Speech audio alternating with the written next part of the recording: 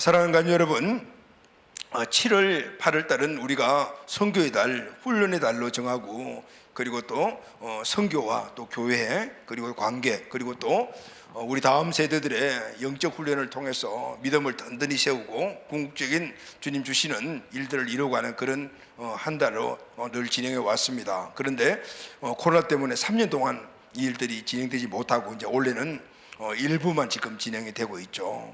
이번 달 말에 우리 청년 연합 집회가 이제 시작이 되고, 그리고 계속해서 어린이 또 영유아 이렇게 수련회가 진행될 예정입니다.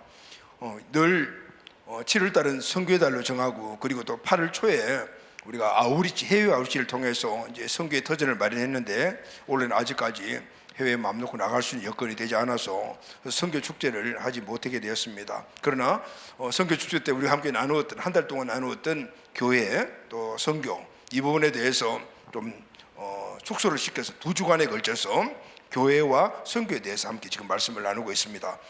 지난 주간은 교회에 대해서 함께 말씀을 나눴죠. 교회란 무엇인가? 그리고 이제 이번 주 일은 바로 선교입니다. 선교에 대해서 함께 이제 말씀을 나누겠습니다. 선교와 교회, 이 하나님 주신 귀한 선교관과 교회관이 잘 정립돼서 우리의 신앙생활이 더 힘이 있고, 또 하나님이 우리에게 주신 은혜들이 늘 간증될 수 있도록 함께 기도하고 또 나아가는 우리 가족이 되기를 예수님의 이름으로 축복합니다. 아멘. 정확한 정의는 아니지만 우리 국내에서 우리 민족에게 복음을 전하는 것을 전도라고 한다라면은 해외 열방 민족에게 복음을 전하는 것, 다시 말하면 타문화권이죠. 타문화권에 가서 복음을 전하는 것을 선교, 이렇게 대부분 정의합니다. 그런데 여러분, 예전에는 타문화권 하면은 꼭 비행기 타고 배 타고 가야지 타문화권인데, 요즘은 그 타문화권이 우리 옆에 존재합니다. 우리 가정에도 문화권이 다르죠. 아들 문화, 딸 문화, 아빠, 엄마 문화 다 달라서 벌써 이미 우리 가정이 선교지 같아요. 어쨌든 이렇게 타문화권에 가서, 그리고 또 열방 민족에게 복음을 전하는 것, 우리가 선교라고 합니다. 우리는 선교라고 하면 대부분 이런 정의를 갖고 있습니다. 선교는 특별한 훈련받은 선교사가 하는 것이고, 선교단체가 하는 것이 선교다, 이렇게 생각을 합니다. 그럼 선교와 교회의 관계는 선교사를 돕고 선교단체를 후원하는 것 정도로 선교비를 보내고, 그리고 또 큰 교회는 자체적인 선교사를 파송을 하는데, 근데 그 선교사가 어느 선교단체나 어떤 그 단체에서 훈련받은 사람들을 그냥 자기 교회에 파송 선교사로 삼고, 그리고 파송을 하고 거기에 선교비를 보내고 기도로 돕는 이 정도로 우리가 대부분 생각을 하고 있습니다. 근데 여러분, 진짜 성경에서 말하는 선교는 어떤 것일까요? 열방 선교는 교회의 궁극적인 사명과 비전이라고 성경은 말씀하고 있습니다. 선교는 선교단체가 하는 것이 아니고, 선교사가 하는 것이 아니고, 교회가 선교를 하는 겁니다. 물론 선교단체나 선교사님을 통해서 하지만은, 그러나 그 주체가 바로 교회가 되어야 된다는 것이죠. 그러면은 왜 많은 선교단체들이 지금도 많은 역할을 감당하면서 온 열방 땅에 선교사를 그렇게 보내고 있을까요? 그것은 교회가 실질적인 해야 될 그 본질적인 이 선교를 하지 않기 때문에, 하나님께서는 일단 선교를 통해서 모든 열방 민족이 다 예수님을 믿게 하는 것이 하나님의 계획이잖아요. 그러니까 본질적인 교회 사명이 교회가 감당하지 않으니까 하나님이 이 파라처치를 세우신 거예요. 파라처치가 바로 선교단체잖아요. 이 파라처치를 통해서 정말 역동적으로 해외 선교가 진행되었고, 지금도 진행이 되고 있습니다. 그 지금은 이 파라처치와 선교단체와 교회 관계가 협력 관계로 이제 인식을 하죠. 예전에는 상당히 이 교회와 선교단체가 반목이 있었습니다. 선교단체는 교회를 선교하지 않는 것이라고 폄하하고, 또 교회는 선교단체가 교회관이 없다라고 서로 이렇게 의견이 충돌이 있어서 상당히 어려운 부분이 있었는데, 요즘은 서로가 다 돕고 또 그렇게 함께 이루어져가는 이런 관계로 가는 게 너무 보기 좋은 것 같아요. 그러나 여러분, 중요한 것은, 우리가 꼭 인식해야 될 것은, 선교는 교회의 본질적인 사명이다. 할렐루야. 그래서 교회와 선교는 별개가 아니라 하나라는 것이죠. 지난번 시간에 우리가 교회에 대해서 함께 말씀을 나누면서 그때 여러분들이 이 부분에 대해서 이제 많이 이해를 했죠. 교회는, 이 땅에 있는 교회는 선교를 위해서 존재한다 그 말이에요. 선교는 교회를 기반으로 이루어져야 한다 이 말이에요. 이것이 바로 성경적인 교회와 성교관이라는 것입니다. 하나님께서 이 땅에 교회를 세우셨잖아요. 그런데 그 교회를 세우신 목적이 바로 모든 민족에게 복음을 전해서 한 영혼을 구원하고, 그리고 그 영혼이 제자로 세워져서 그 제자가 또 다른 영혼을 구원하고, 그 영혼이 제자로 세워 그 영혼이 또 가서 제자를 세우는 이 일들을 통해서 주님이 오시는 이 세상 끝날까지 하나님의 나라가 계속해서 확정되어 나가야 한다. 이것이 바로 하나님의 뜻이고 이 땅에 교회를 세우신 하나님의 뜻인 것입니다. 그래서 예수님께서 성천하시기 전에, 오늘 우리가 읽은 본문의 말씀이잖아요. 본문 마태복음 28장 19절에 보면 너희는 가서 모든 민족을 제자로 삼아라 그러죠. 너희가 누구냐 하면은 바로 구원받은 우리들, 제자가 된 우리들은 그냥 교회에 머물러 신앙생활하는 존재가 아니고 가서 어디를 가라는 거죠? 예루살렘과 유다와 사마리아와 땅끝까지, 다시 말하면 우리 민족과 그리고 또 타민족에게 가서 거기서 영혼을 구원하고 신자로 삼아서 머무는 것이 아니라 제자로 세우라. 그 말은 이 일을 하기 위하여 바로 교회를 세워야 되는 거예요. 할렐루야, 아멘. 이것이 바로 하나님의 뜻인 것이죠. 예수님이 이제 성천하시기 전에 제자들에게 바로 이 말씀을 하신 겁니다. 그래서 이 말을 들은 제자들은 예수님이 모든 민족을 제자로 삼으라는 이 말씀을 사명으로 삼고, 그래서 예루살렘과 유다와 사마리아와 땅끝까지 이르러 복음으로 영혼을 구원하고 그들을 제자를 세우고, 또 그들이 계속해서 영혼을 구원 제자를 세울 수 있도록 바로 교회를 세워 이 일을 감당하게 된 사도들이 죽고 난 이후에는 사도들의 제자가 또 그 제자들이 계속해서 복음으로 영혼을 구원하고 제자를 세우는 이 일들을 통해서 바로 제가, 여러분이, 또 여러분을 통해서 다른 사람들이, 이민족과 열방과 모든 영혼들이 그렇게 계속해서 하나님을 확장시켜 나가므로 바로 하나님이 이 땅에 하나님의 통치를 이루어 하나님이 원하시는 축복의 백성들을 세우시는 거예요. 할렐루야, 아멘. 그래서 여러분, 하나님께서 이 땅에 세우신 교회들을 보게 되면, 특히 모델교회인 초대교회를 보게 되면 모든 교회들의 목표가 선명합니다. 그것은 바로 선교였어요. 그리고 그 교회들은 선교를 잘 할 수 있는 구조를 갖고 있었고 선교의 전략을 가지고 있었어요. 자, 그럼 여러분, 하나님께서 이 땅에 영혼 구원 목적을 위하여 세운 교회의 모습은 어떤 모습일까요? 먼저 원리적인 모습, 영적인 모습을 사도 바울이 에베소서 1장에서 말씀을 하죠. 지난 주일날 우리가 함께 나눴죠. 지금 복습을 하고 있습니다. 에베소서 1장 23절 다 같이 시작. 교회는 그의 몸이니 만물 안에서 만물을 충만케 하신 이의 충만이라. 교회는 예수 그리스도의 몸이다 라고 말했습니다. 그리고 에베소서 1장 22절 하반절 시작. 그를 만물 위에 교회의 머리로 삼으셨느니라.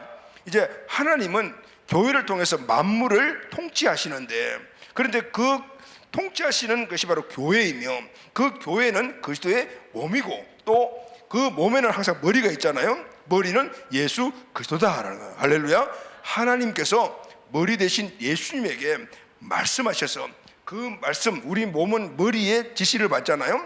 그래서 이 머리의 지시를 받은 우리 몸이 어떻게 해요? 교회가 되어서 그리고 온 세상에 나아가 복음을 전하고 또 영혼을 구원하는 일을 한다 그 말이에요. 그러면은 우리는 어떤 존재냐면은, 예수 믿고 구원받은 우리는 어떤 존재냐면은 에베소서 5장 3절 우리는 그 몸의 지체라 하거든. 그 몸이 누구죠? 예수님의 몸에 우리는 지체라, 지체. 그러면은 이 지체는 어떤 존재이냐 하면은 에베소 3장 6절은 이는 이방인들이 복음으로 말미암아 그리스도 예수 안에서 함께 상속자가 되고 함께 지체가 되고 함께 약속에 참여하는 자가 됨이니라. 아멘. 예수님이 몸이라면 우리가 지체가 될 때, 예수 그리스도를 믿게 되면은 우리가 예수님의 몸에 한 몸이 되어 버리잖아요. 그러면은 예수님과 함께 뭐가 되죠? 상속자가 되고 하나님의 상속자가 되고 또 지체가 되고 한 몸 안에 한 지체가 되고 그리고 약속에 참여자라. 하나님이 예수님에게 하신 모든 약속도 나의 약속이 되는 거예요. 할렐루야. 예수님의 모든 것들이 나의 것이 되는 이런 놀라운 영적 의미를 갖고 있는 것이 교회다 그 말이에요. 그래서 여러분, 교회가, 하나님이 이 땅에 세우신 이 교회가 궁극적인 사명을 감당하려면은 바로 이 영적 구조를 가져야 되는 거죠. 그리스도의 몸, 그리고 머리는 예수 그리스도시도. 우리는 지체, 이 영적 구조에 대해서 여러분 이해를 해야 돼요. 그리고 또 이 영적 구조에 대해서 우리가 이해를 할 뿐만 아니라 그게 맞는 행동을 할 때 하나님이 이 땅에 교회를 세우신 그 목적을 이루어갈 수 있는데, 그것은 만물을 충만하게 다스리는 것, 우리를 통하여, 누구를 통해? 교회를 통해서. 자, 그럼 여러분, 교회는 여러분 한 명 한 명, 저 우리 모두가 교회이고, 그리고 또 함께 한 몸이 된 교회, 두 가지 의미가 있는 거죠. 우리가 교회, 왜냐하면 교회의 몸인 이 그리스도의 몸에 우리가 예수 그리스도를 믿자마자 지체가 되어버렸으니까 우리가 교회가 된 거죠. 여러분, 한 사람 한 사람이 교회, 그리고 우리 전체가 교회. 따로 말하게 되면은 지금 나도 교회, 우리 소연이도 교회, 여러분 한 명 한 명이 교회, 그리고 나 소연이 우리가 모두 함께 모여 베델 비전 교회. 할렐루야. 자, 이 교회관을 우리가 확실하게 갖고 있어야 돼요. 자, 그러면은 이 영적 구조를 가진 이 교회가 그러면 실제적으로 이 땅에 나타났을 때는 어떤 모습으로 나타났을까요? 그 모델이 바로 초대교회입니다. 사도행전에 나오는 초대교회가 바로 영적인 이 교회를 가시적으로 나타낸 교회거든요. 그럼 초대교회의 모습은 어떤 모습일까요? 사도행전 2장 44절에서 47절 말씀을 다 같이 읽겠습니다. 시작. 믿는 사람이 다 함께 있어. 자, 초대교회, 교회는 첫 번째가 믿는 사람이 함께. 여기 믿는 사람은 뭘 믿는 사람이죠? 예수님을 믿는 사람. 근데 예수님 믿는 사람이 어떤 사람이죠? 예수님이 구원자, 주인을 믿고 예수님을 마음속에 주인으로 영접한 사람, 바로 이 사람들이 다 함께 있는 것이 바로 초대교회의 모습이었어요. 그런데 여러분, 이 사람들이 어디에 있었어요? 그때는 이런 큰 건물로 지은 건물이 없었어요. 그래서 어디에서 모였냐면은 가정에서 모였다. 그러니까 초대교회는 바로 가정교회에서부터 시작이 되었습니다. 그리고 그 가정교회에 모인 사람들이 뭘 했을까요? 그런데 하루에 3,000명씩 예수 믿고 구원받은 사람이 일어나는데 3,000명을 수용할 수 있는 가정집이 어디 있겠습니까? 그러니까 동네마다, 그리고 사도들을 중심으로 세운 리더들마다 한 그룹 소그룹을 해가지고 가정에 모였을 거예요. 유대인의 그 예전에 가옥 구조를 보게 되면은 한 20명에서 25명 정도가 모일 수가 있다고 그래요. 그러니까 초대교회는 가정교회인데 보통 20명에서 한 25명, 그러면은 막 40명이 전도에 오면 어떻게 될까요? 40명 되면은 그럼 또 옆집에서 다시 또 분가해서 모이고 이게 바로 초대교회의 모습이었어요. 그러면은 이렇게 믿는 사람이 다 함께 있었는데, 그럼 뭘 했을까요? 모든 물건들을 서로 통용하고, 그리고 또 재산과 소유를 팔아 각 사람 필요에 따라 나누어 주며 날마다 마음을 같이하여. 이제 가정에 매일 모였어요. 그래서 필요한 사람들에게 필요한 것을 서로 나누어 갖고 재산을 팔아서 공유하고, 이것이 바로 초대교회의 모습이었어요. 그리고 성전에 모이기를 힘쓰고 집에서 떡을 떼며 두 가지 일을 했어요. 집에서 떡을 떼매라는 말은 두 가지를 했죠. 성찬식을 하고 또 하나는 예찬식을 했다. 성찬식은 함께 예배였고, 예찬식은 함께 밥을 먹는 것이었어요. 또 하나는 성전에 모이기, 성전에 가서 뭐 했을까요? 그곳에서는 예배하고 기도했겠죠. 일주일 내내 가정에 모여서 이렇게 떡을 떼고, 그리고 또 한꺼번에 성전에 가, 성전에 다 모일 수 있으니까 모여서 그래서 예배하고 기도하고, 이게 바로 초대교회의 모습이었어요. 그리고 떡을 떼며 기쁨과 수연 마음으로 음식을 먹고 하나님을 찬미하며 온 백성의 칭송을 받으니 주께서 구원받는 사람을 날마다 더하게 하시니라. 아멘. 초대교회의 모습은 지금 우리들의 모습과 많이 다르잖아요. 그런데 이 모습이 교회의 본질적인 모습인 거죠. 초대교회는 어떻게 가정에서 모였어요. 그리고 또 함께 성전에 가서 예배드렸어요. 그리고 함께 모여서 먹고 마시고 함께 하면서 가족 공동체였고, 그리고 거기에 사도나 아니면 리더 그룹들이 그들에게 하나님 나라의 가치와 비전을 훈련시키고, 그래서 함께 제자 공동체가 되고 함께 비전 공동체가 되었어요. 그리고 그들은 밥 먹고 예배 드리고 또 나아가서 복음 전도하고, 그래서 나아가서 복음을 전하는 구사공대, 지난주에 우리가 함께 나눈 말씀이잖아요. 자, 하나님이 교회를 세우신 이유는 이 모습을 보기엔 딱 하나입니다. 사람의 영혼을 구원하기 위함입니다. 할렐루야. 하나님께서 아들을 세상에 보내어 죽이시기까지, 십자가에 달려 죽이시기까지 하면서 한 영혼을 구원하시는 것이었는데, 도대체 왜 한 영혼을 구원하시기 위해서 아들까지 십자가에 죽으시기까지 했을까요? 그것은 바로 하나님이 인간에게 주신 그 축복을 회복하기 위함이에요. 하나님이 만물을 만드시고 인간을 만드셨잖아요. 아담과 하와를 만드시고 서로 결혼하게 만드셔서 가정을 만들고 부부가 되게 하셨어요. 그리고 그들에게 복을 주셨는데 그 복이 무엇입니까? 첫째는 영생의 복을 주셨어요. 두 번째는 에덴 동산에서 행복한 삶을 사는 축복을 주신 거죠. 에덴 동산이라는 최고의 좋은 아름답고 복된 환경을 만들어서 그곳에서 이 부부가 살게 하신 거예요. 그리고 영생하는 나무의 설과를 따먹음으로 말미암아 영생하도록 하셨습니다. 그리고 그 안에 있는 모든 것들을 다 먹고 그렇게 살면서 정말 병도 없고 아무것도 이런 어려움들이 없는 행복한 삶을 살도록 하나님이 축복을 하신 거예요. 그들에게 창세기 1장 28절에 축복을 주셨죠. 시작. 하나님이 그들에게 복을 주시며 하나님이 그들에게 이르시되 생육하고 번성하여 땅에 충만하라. 땅을 정복하라. 바다의 물고기와 하늘의 새와 땅에 움직이는 모든 생물을 다스리라 하시니라. 아담과 하와를 에덴 동산에 머물게 하시고 그리고 영생하게 하시고 그리고 모든 좋은 환경에서 너희들 둘이만 알콩달콩 그렇게 오래오래 살아라 이렇게 말씀하신 게 아니에요. 그들에게 주신 복이 뭐죠? 생육하라, 번성하라, 충만하라, 정복하라, 다스리라는 겁니다. 이 복은 너희들만 누리는 것이 아니고 앞으로 너희들이 자녀가 낳게 되면 그 자녀들을 통해서 계속해서 이 축복이 확장되어 나가거라는 거예요. 그래서 하나님 주신 축복은 축복이자 사명인 것이죠. 여러분 생각해보세요. 환경 속에서 맛있는 거 먹고 그렇게 영생하게 두 사람만 알콩달콩하면 그게 무슨 행복이겠어요. 하나님은 우리에게 일하는 모든 것들을 확장시켜 나가는 이런 역동적인 삶을 사는 그 축복을 사명으로 주신 거예요. 그래서 아담과 하와는 열심히 자녀를 생산하고 그들에게 한 나라의 가치를 가르치고 그리고 그들이 또 나가서 또 자녀를 생산하고 해서 하나님의 나라를 계속해서 이루는 그런 축복을 받았다가 말이에요. 그런데 여러분, 아담과 하와가 하나님께 범죄해서 이 놀라운 축복들을 다 잃어버렸어요. 그때부터 인간에게는 죽음이 찾아왔죠. 에덴 동산에서 쫓겨났습니다. 그러니까 영생하는 나무 씨과를 먹지 못하니까 이제는 죽음이 찾아왔고 에덴의 쫓겨남으로 말미암아 에덴에서 누렸던 모든 행복을 다 잃어버리고 그때부터 인간에게는 불행이 찾아오게 된 것입니다. 그런데 여러분, 하나님은 사랑의 하나님이시고 인간을 만드신 분이시기 때문에 하나님이 원래 인간을 만드신 이 축복을 포기하지 않으셨어요. 어쨌든 간에 회복시켜서 다시 그 축복을 누리도록 만들어주셔서 엄청난 노력을 하시잖아요. 노아 가족을 선택해서 또 똑같은 그런 사명과 축복을 주셨고 이제 아브라함을 선택해 주셨고 그리고 이스라엘 민족을 선택했지만 그러나 모두가 하나님의 뜻을 따라주지 않았습니다. 그래서 하나님이 마지막 선택한 방법이 독생자 아들 예수를 이 땅에 보내주셔서 그리고 그 독생자 아들 예수가 인간의 모든 죄를 짊어지고 십자가에 죽으심으로 제3의 구원의 길을 열어놓고 3일 만에 부활하셔서 오늘 우리의 인생의 주인이 되시고 우리 마음 중심에 함께 하시면서 우리를 항상 승리하는 삶, 복된 삶으로 인도하시기 위해 길을 열어 놓으신 거예요. 할렐루야. 그래서 여러분, 우리가 예수님을 주인으로 믿고 마음에 영접하게 되면은 우리가 영원히 구원을 받을 그때부터 영생을 얻게 되고 아브라함의 복을 누리게 되는 거죠. 그것이 바로 창세기 1장 28절에 생육, 번성, 충만, 정복, 다스리는 복이 우리 삶에 이루어지는 거예요.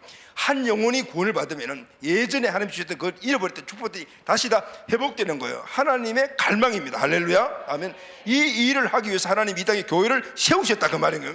그 교회를 통해서 구원받은 영혼들이 나아가서 또 다른 영혼들을 구원하고 그들이 제자를 세워서 왜 제자일까요?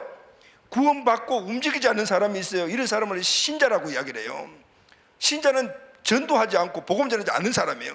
제자는 훈련받고 복음을 전하는 사람. 그러니까 제자를 세운 거예요. 그래서 이 사람들이 나가서 잃어버렸던 그런 하나님의 예전의 축복들을 다 받고 누리게 함으로 말미암아 하나님이 만국 만민이 다 구원받고 복을 얻는 이 축복을 확산시켜 나아가라고 말씀하신 거죠. 할렐루야.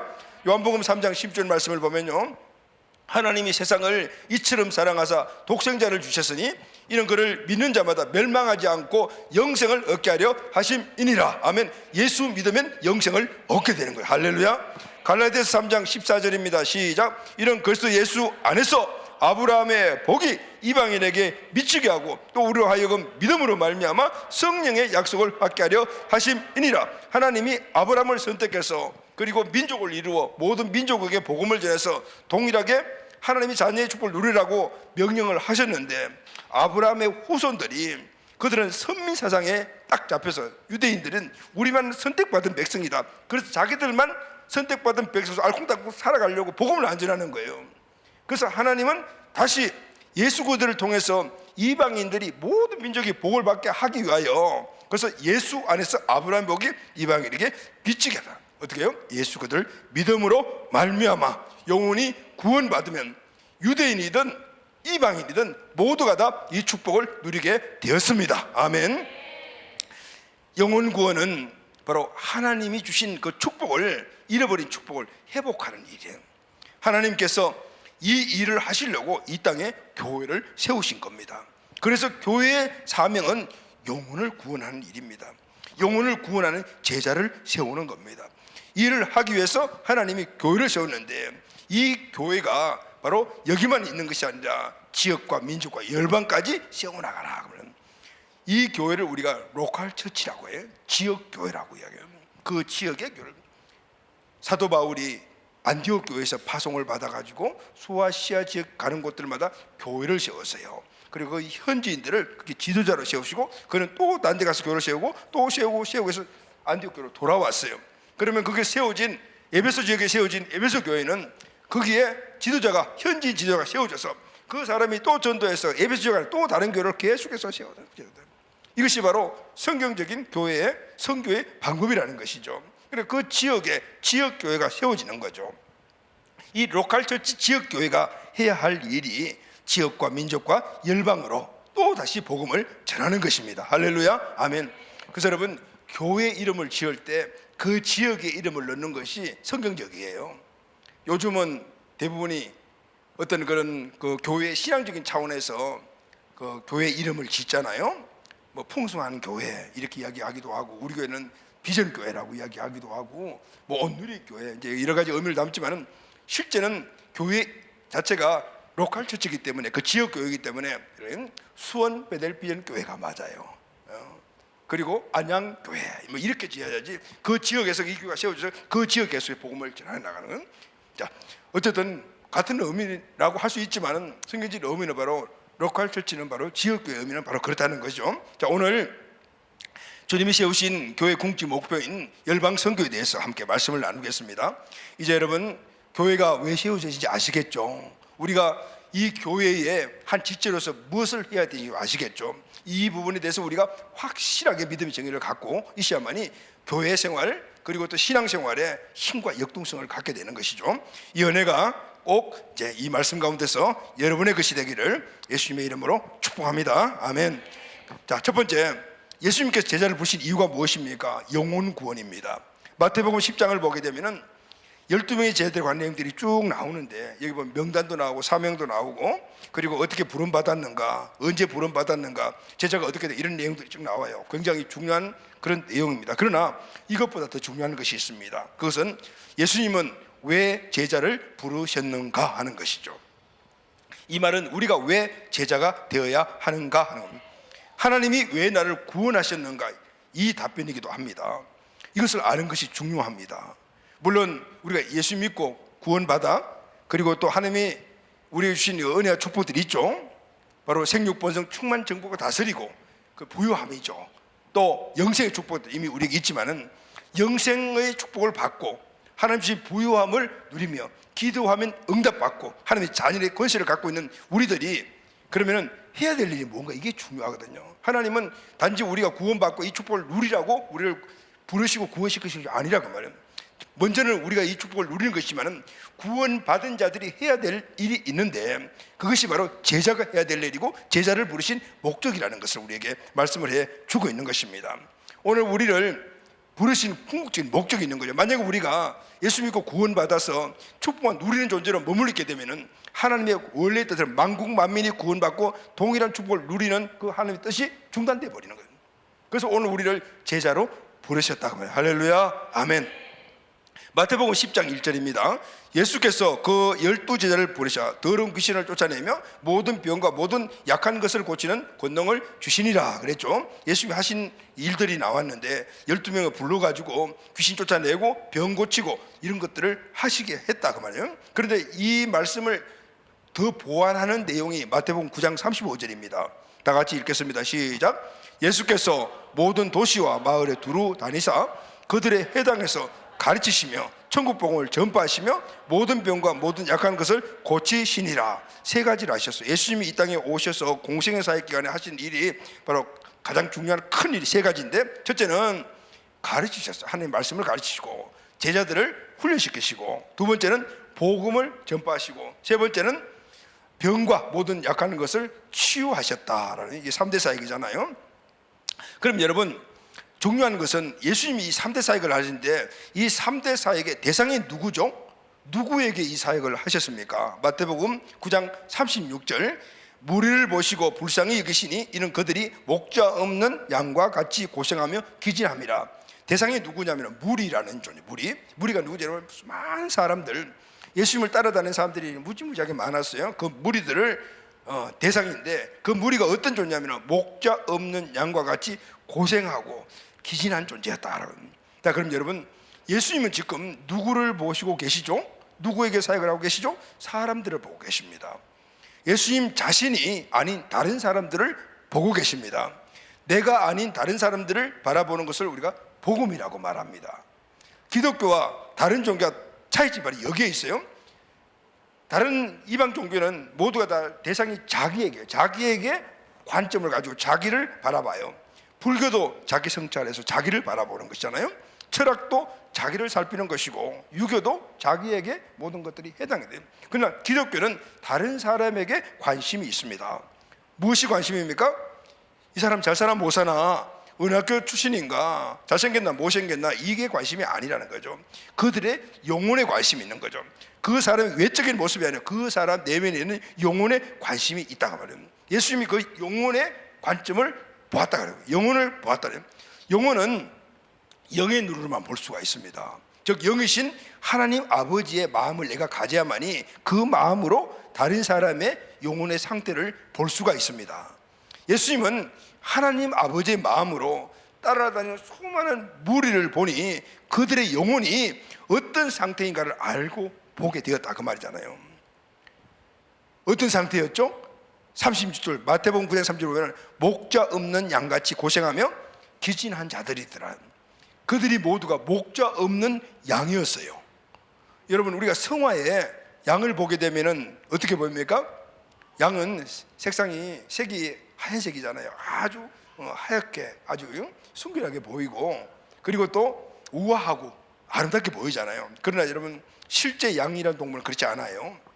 양은 엄청 더럽대요. 그래서 매일매일 닦아줘야 된대요. 만약에 목자가 닦아주지 않으면 더러워서 보지 못하고 냄새나서 보지 못할 그런 존재라는 거죠. 또 양은 우둔하대요. 그리고 눈이 잘 안 보인답니다. 그래서 앞으로 가거나 옆으로 가거나 뒤로 돌아가지 못하고 그냥 앞만 보고 간다는, 사리 판단 능력이 없는 것이 양이에요. 그래서 앞만 보고 가는데, 인도자인 목자가 없으면 큰 어려움을 당할 수밖에 없는 것이 양이라는 거죠. 그런데 이 실제적인 양의 안쪽에 있는 이 내면들의 모습들을 사람에게 보았다고 해요. 이사야 3장 6절에 보면은 우리는 다 양 같아서 각기 제 길로 갔거늘 그랬죠. 베드로서 2장 20절에 보면 너희가 전에는 양과 같이 길을 잃었더니, 목자 없는 양은 제대로 된 길을 갈 수가 없어요. 위험한 길로 갈 수밖에 없습니다. 낭떠러지에 떨어져 죽고 맹수에 잡혀 먹을 수밖에 없습니다. 이것이 바로 목자 없는, 예수 믿지 않는, 영혼이 구원받지 못한 그 사람들의 모습이라는 거예요.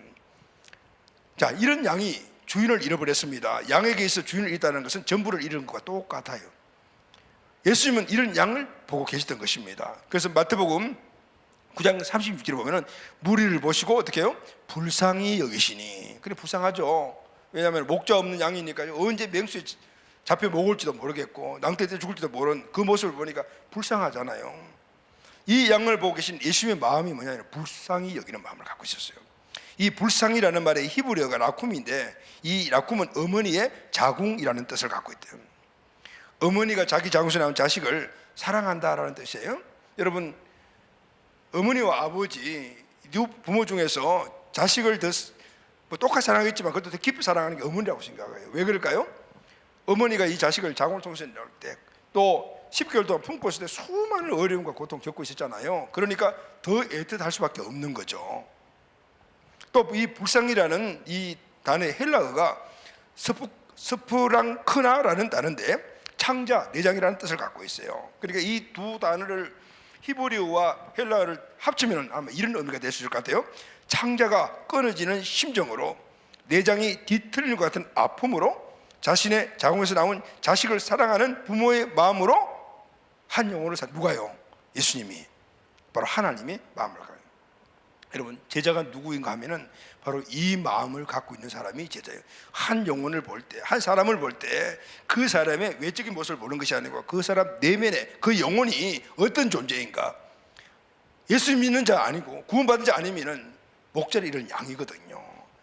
그 모습을 본 부모, 어머니의 마음이 하나님 아버지의 마음이고 예수님의 마음이고 바로 저와 여러분의 마음이 되어야 한다. 할렐루야, 아멘. 자, 그러면 두 번째는요, 선교가 뭐냐면 바로 이 하나님 아버지의 영혼을 사랑하는 마음을 갖는 데부터 시작이 되는 거예요. 선교는 목자 없는 양같이 방황 살아가고 있는 영혼을 보고 불쌍히 여기는 마음에서부터 시작이 되어야 합니다. 그래서 선교의 시작은 눈물입니다. 안타까운 마음, 불쌍히 여기는 마음, 아버지 없이 떠돌아다니는 자식을 바라보는 아버지의 마음에부터 시작이 됩니다. 집 나간 자식을 찾는 부모의 마음입니다. 여러분 주변에 여러분 가족 가운데 지금 예수 믿지 않고 구원받지 못한 분이 있다면 바로 이 눈물과 이 모습들이 회복이 돼야 됩니다. 왜냐하면 그들은 목자 없는 양이기 때문에 곧 맹수에 잡혀 먹을 수밖에 없는, 사단의 먹잇감이 될 수밖에 없고 죽으면 지옥 갈 수밖에 없는 영혼이기 때문입니다. 그래서 이 마음이 우리에 있고 모든 영혼들을 향해 나가는 전도나 선교에 이 마음이 우선이 돼야 돼요. 많은 교회들이 여름철이 되면은 우리 청년들 위주로 단기 선교를 떠나잖아요. 올해도 보니까 벌써 많은 교회들이 해외에 나가 있더라고요. 그 단기 선교라기보다는 비전 트립이다라는 말이 맞는 말 같아요. 젊은이들 다음 세대가 선교지에 가서 거기에 영혼들을 바라보고 선교의 이 복음의 전함의 필요성을 느끼고 돌아와서 다음에 자기가 선교사가 되든 아니면 선교하는 데 도움을 주든 이런 사역은 굉장히 중요해요. 그런데 여러분, 오늘 우리의 사역이 그런 사역이 되면 안 돼요. 우리 교회는 단기 선교라는 명칭을 사용하지 이유가 있습니다. 아우리치라는 말을 써요. 근데 뭐 내용은 비슷한 말이지만 우리가 의미를 다르게 둔 거죠. 아우리치는 선교지에 가서 진짜 한 영혼을 바라보면서 그리고 진짜 아버지의 마음을 사역하자라는 거예요. 그래서 준비도 철저하게 하고서, 그리고 비가 오든 눈이 오든, 눈은 안 오네요. 필리핀에 눈은 안 오고 비만 오는데 비를 맞고 처음 가는 날부터 시작해서 올 때까지 비만 맞고 오는 때가 있었잖아요. 그래도 불평 없이 한 영혼을 찾아 그냥 숲속으로 산으로 그렇게 다니면서 우리가 복음을 전하고, 그때 우리 마음속에 그 아버지의 마음이 없다면 그렇게 할 수가 있겠어요? 우리는 본질적인 앞으로 우리가 해야 될 선교를 위해서 그렇게 아웃사이드를 그렇게 했는데 그것을 하나님 기뻐하시는 것 같아요. 그 일을 하기 위해서 그 땅에 우리가 교회를 세우는 겁니다. 물론 선교사님들이 거기서 교회를 세우고 있지만은 우리가 지속적으로 오늘 우리가 하나님 우리에게 주신 이 교회관을 가지고 사역을 해보려고 하니까 우리가 거기서 많은 영혼들을 전도에 성장에 맡기고 오면 그 다음에 가보게 되면 다시 원상복귀로 돌아가 있는 거예요. 왜냐하면 선교관이나 이 복음관이 다르기 때문에 있던 거예요. 그런데 여러분, 선교라는 것이 어렵지 않아요. 그냥 교회가 그쪽에 가서 교회를 세워서 우리 교회가 똑같은 사역을 하게 되면 그것이 바로 선교인 거죠. 할렐루야, 아멘. 교회의 본질적인 목적이 복음을 전하고 영혼을 구원하는 것이라면 그냥 그 교회만 세워지게 되면 선교하는 겁니다. 특별한 선교사님이 선교하는 것이 아니에요. 우리 모두가 지금 여러분들이 하고 있는 대로 하게 되면 그게 바로 선교라는 말이에요. 단지 지역이 다를 뿐이라는 거예요. 여기고 거기라는 것이죠. 그래서 우리는 하나님이 주신 감동대로 우리 교회가 100개의 비전교회를 세우는 거죠. 할렐루야, 아멘. 그리고 우리 모두가 선교사가 되는 것입니다. 이 지역뿐만 아니고 앞으로 북한 지역에 그리고 열방 땅에 교회를 세워서 상주하는 그런 사역자가 한 명, 담임 목사가 사람이 그게 있어야 되고, 그리고 우리 모든 가족들이 그냥 단기적 6개월, 1년 아니면은 일주일 가서 우리에 맞는 달란트로 사역을 하고 오는 게 선교사인 거예요. 그곳에 교회가 세워지니까 우리가 하는 사역과 똑같이 하면 되는, 지역과 민족과 열방에 우리가 비전교회를 세우고 우리 모두가 선교사가 되는 겁니다. 할렐루야, 아멘. 자, 우리 교회는 이제 주님이 우리에게 100비전에 이 사명을 주셨는데 그 출발선상에서 있는 것이 바로 드림 2020이거든요. 올해가 2022년도잖아요. 3년 전부터 필리핀에 선교센터 비전교회가 세워져서, 그래서 여러분, 교회는 선교센터 역할을 감당해야 됩니다. 그곳에 세워져서, 그리고 올해부터 이제 본격적으로 마무리가 되고 내년부터 시작이 돼야 되는데 코로나 때문에 지금 3년 동안 딜레이가 돼버렸잖아요. 그러나 아직까지 반년이 남았기 때문에 하나님께서 그 일을 하시리라고 믿습니다. 아멘. 그래서 교회는 단지 그냥 교회가 아니라 선교센터로서의 교회야. 그게 바로 교회의 본질적인 목적이 이루어가는 거죠.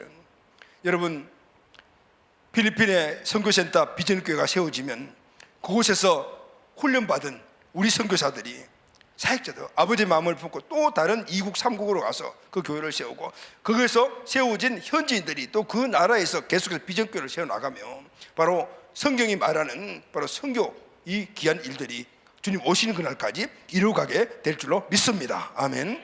세계 선교 비전은 무한하며 제한이 없습니다. 가슴에 품는 대로 허락하여 주시는 거예요. 온 교회와 성도가 여기에 초점을 맞추게 되면 하나님이 일을 이루어 가십니다. 이 시대 교회들과 성도들이 너무 교회 안에 안주하고 있는 경향이 있습니다. 밖으로 시선을 닫은 채 안에서만 우리끼리 알콩달콩 살아가자, 이런 의식들이 너무 많아요. 우리의 눈이 선교지를 향해 합니다. 우리는 선교지를 변방이라고 생각을 하지만, 우리가 있는 곳을 중앙이라고 생각하지만 그렇지 않습니다. 실제는 선교지가 중앙입니다. 우리가 사는 이곳이 변방입니다. 왜냐하면 하나님 아버지의 시선과 관심이 머무는 곳이 중앙일 수밖에 없는 거예요. 선교지는 할 일이 태산같이 많이 있습니다. 끝이 없습니다.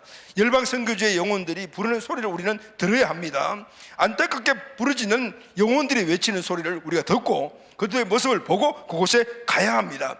이 소리를 들은 사람이 사도 바울이었어요. 사도 바울은 2차 전도여행을 하면서 지금 터키 내륙 지역을 통과해서 터키 서쪽 서아시아까지 갔어요. 그리고 비시디아, 부르기아를 지나 무시아 지역과 드로아 지역에 도착을 해서, 이 드로아에서 보면 지중해를 건너 유럽이 보이는데, 그리스가 보이는데, 바울은 바다를 건너는 것이 아마 부담이 되었던 것 같아요. 이유는 모르겠지만 소아시아 지역에서 복음을 전하기 위해서 방향을 이렇게 잡았어요. 특히 에베소에 가서 복음을 전하고 싶었어요.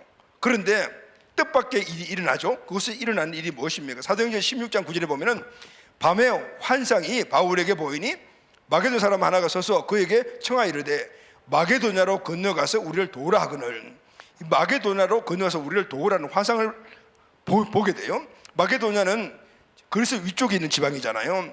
그곳에서 알렉산더 대왕이 태어났습니다. 여기 있는 사람들은 알렉산더와 함께 그리스를 강대국으로 만든 사람들이에요. 그러니까 부족함이 없는 사람들이에요. 모두 그때 부유한 사람들이었습니다. 그들이 와서 우리를 도와달라고 그래요? 뭘 의미할까요? 사도 바울은 아마 아시아 지역 쪽으로 가려고 하는 것은 그곳에 복음이 전파돼서 아시아 지역의 열악한 상황과 가난한 사람들이 복음으로 구원받고 부유하기를 아마 원했던 그런 마음이 있지 않나 생각을 해요. 상대적으로 이쪽에 있는 그리스 쪽에는 부유한 사람들이 사는데, 근데 그 부유한 쪽에 사는 사람들이 환상으로 이거 와서 우리를 도와달라고 이야기했던, 하나님이 그렇게 보여주신 거 아니겠습니까? 무엇을 의미할까요? 세상 모든 사람들이 예수님이 필요하다라는 건, 가난한 사람도 필요하고 부유한 사람도 필요하다는 거예요. 우리가 외적으로 볼 때 가난 부유를 따지지만은 그러나 영혼을 바라보라는 거예요. 예수님 없으면 영혼이 가난한 거거든요. 아무리 세상 것들을 다 갖고 있다 해도 하나님이 없으면 불행한 거예요.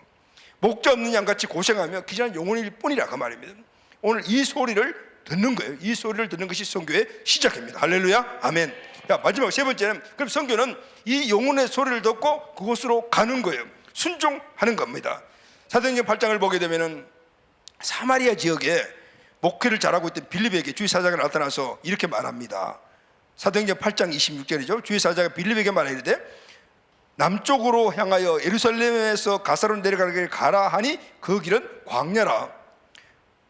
목회 잘하고 있는 빌립에게 와서 가거라 그러죠. 가봐라 그래요. 그게 뭐냐면 광야에 있어요. 광야는 사람이 살지 못하는 곳입니다. 그런데 목회는 사람이 있는 곳에 가야 되잖아요. 그런데 사람이 없는 곳에 가라는 거예요. 그런데 빌립은 오늘 이 말씀을 듣자마자 1도 여기에 대해서 반론을 제시하지 않고 아멘하고 그곳에 갔어요. 그런데 광야에 가보니까 깜짝 놀랐습니다. 광야는 사람이 없는데 거기 사람이 있었어요. 그런데 그 사람이 어디냐면 성경을 읽고 있었습니다. 그 사람이 누구냐면은 에티오피아 여왕의 국고를 맡은 관리인 넷이었는데 예루살렘에 순례를 왔다가 자기 본국으로 돌아가면서 성경을 읽고 있었어요. 그 성경이 이사야 53장 5절이죠. 그가 찔림은 우리의 허물 때문이요 그가 상함은 우리의 죄악 때문이라. 그가 징계를 받음으로 우리는 평화를 누리고 그가 채찍에 맞음으로 우리가 나음을 받도다. 우리는 다 양 같아서 그릇 행하여 각기 제 길로 갔거늘 여호와께서 이 모든 제약을 그에게 담당시키다. 이게 그라는 말이 자꾸 나오잖아요. 이 사람이 성경을 읽으면서 도대체 이게 무슨 말이야? 그가 누구야? 도대체 그가 누군데 우리 왜 양 같다고 얘기했을까? 도대체 모르겠는 것이죠. 이런 질문을 하고 있는 곳에 하나님이 잘 목회를 하고 있는 빌립을 들어서 그곳에 보냈다고요. 그런데 여러분 어떻게 돼요? 예, 아멘 하고 갔으니까 간 거죠. 만약에 아니 지금 여기 더 있어야합니다라고 해서 못 갔으면 이 사람 못 만났을 거예요. 누가 광야 가운데 이디오페 내시가 있는 걸 알았겠습니까? 그 사람이 성경을 읽는다는 걸 누가 알겠어요? 일단 성경 때문에 의문이 있다는 건 누가 알겠어요? 사람은 아무도 모릅니다. 그런데 하나님은 아십니다. 그래서 이 문제를 해결해 주기 위하여 적임자로 이 빌립을 선택해서 그곳에 보냈단 말이에요. 그런데 빌립의 순종을 통해서 오늘 그곳에 가게 되었고, 이 내시가 오늘 이분이 예수님이라는 사실을 알게 되고, 그리고 예수님을 영접하고 구원받고 세례받고 그리고 자기 나라에 가서 그리스도를 전파함으로 말하면 이디오파가 기독교가 되었다고 말해요. 할렐루야, 아멘. 하나님은 하나님을 알아야 할 사람은 형편을 아시고 그에게 복음을 전할 가장 적합한 사람을 선택하셔서 가장 적절한 때에 보내신다 그 말이에요. 여러분, 우리 교회가 아직까지도 중형교회도 아니고 소형교회도 아니고 이제 겨우 개척교회 넘어간 이런 교회, 왜 자꾸 우리에게 이 선교가 부담이 될까요? 그 선교가 본질이라는 것을 알게 하실까요? 그것은 저와 여러분이 하나님 보시기에 선교를 할 수 있는 적합한 빌립과 같은 존재라는 사실, 그리고 그 교회라는 사실을 인정하셨기 때문인 거예요. 할렐루야. 오늘 우리에게 가라 하면은 이 교회는 가겠구나, 이 사람은 가겠구나 라고 인정하셨기 때문에 선교에 대한 부담과 그리고 또 그 사명을 계속해서 우리에게 강조해 주시는 거예요. 여러분 마음속에 선교에 대한 부담이 일어나고 있습니까? 그럼 여러분은 하나님이 선택한 사람이라는 사실을 아시기를 바랍니다. 선교의 마음이 일어나지 않고 선교의 마음이 흩어지고 선교의 마음이 지금 사라졌습니까? 그러면은 하나님이 나에게 감동을 안 주시는 거예요. 쓰임 못 받는 거예요. 가라 할 때 아멘 하고 가서 그 일을 이루었을 때 엄청난 역사가 일어나게 되는 것입니다. 할렐루야, 아멘. 자, 여러분 사진 한 장 우리 같이 한번 보도록 하겠습니다.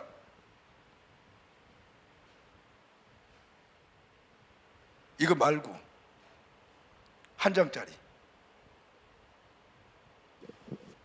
묘원 전체 보인 거 없니? 묘원 전체가 나온 거 제일 앞에 있는 거 없어? 그럼 석 장짜리 띄워줘.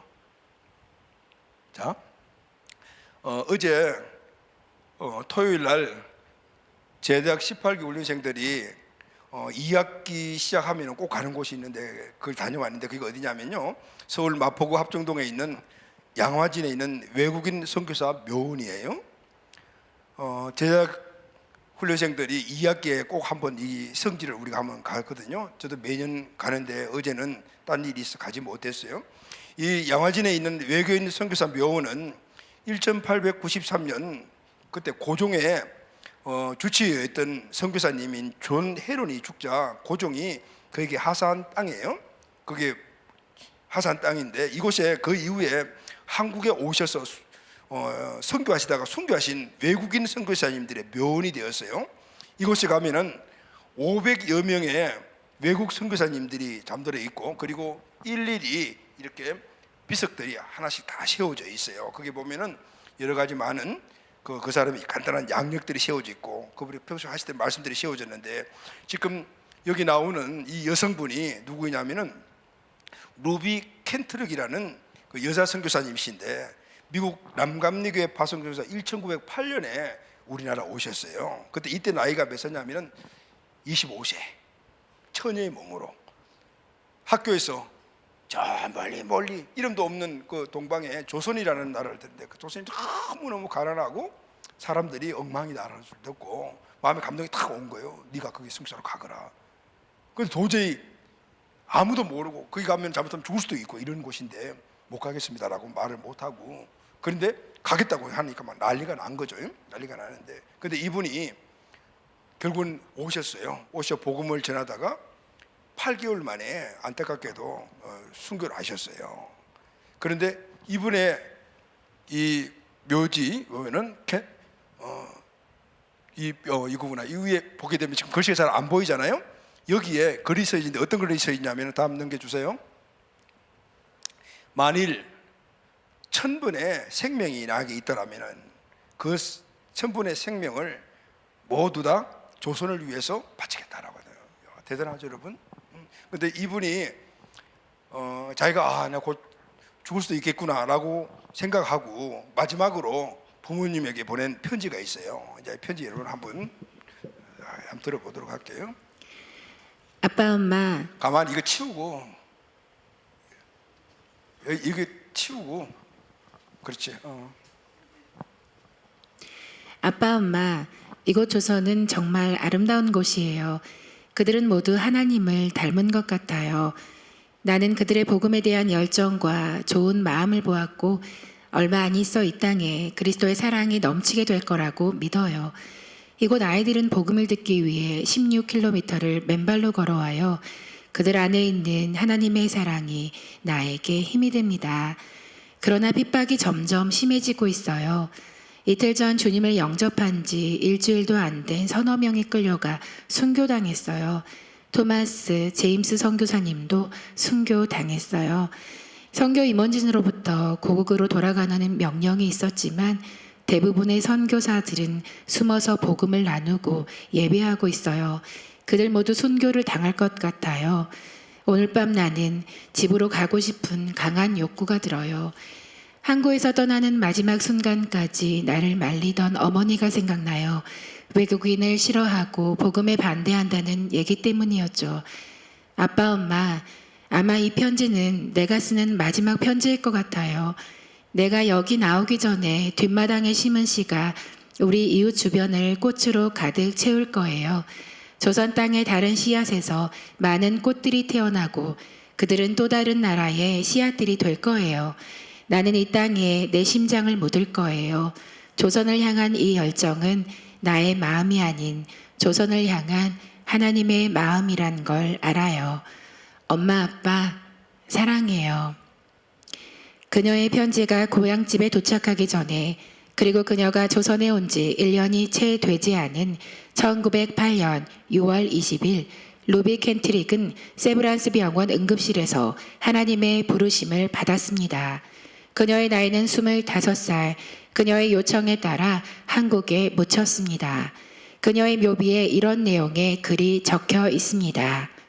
내가 다른 이에게 줄 수 있는 생명 1000개가 있다면 그 전부를 조선에 바치겠다. 아멘.